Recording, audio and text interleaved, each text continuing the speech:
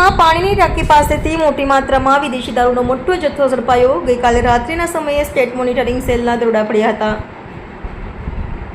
સાવલીમાં આવેલી પાણીની ટાંકી પાસે આવેલા બુટલેગર મુન્ના જયસ્વાલના ઘર સામેથી ખુલ્લી જગ્યામાંથી મોટી માત્રામાં વિદેશી દારૂનો જથ્થો ઝડપાયો। દરોડા દરમિયાન 9895 નંગ વિદેશી દારૂની બોટલો તેમજ 12 વાહનો મળી તેમજ મોબાઈલ મળી કુલ ₹83,97,337 રૂપિયાનો મુદ્દામાલ સાથે બેની ધરપકડ કરીને આરોપીને સાવલી પોલીસ સ્ટેશને લઈ જવામાં આવ્યા, જ્યારે 19 લોકો હજુ પણ ફરાર જાહેર કર્યા। સ્ટેટ મોનિટરિંગ સેલે આ દરોડામાં 9895 નંગ બોટલ ₹39,03,339 તેમજ વાહનો તથા કાર મળીને 12 વાહનો મળી આવ્યા હતા। કુલ મુદ્દામાલ વિદેશી દારૂ અને વાહનો મળી ₹82,97,337 રૂપિયાનો મુદ્દામાલ મળી આવ્યો।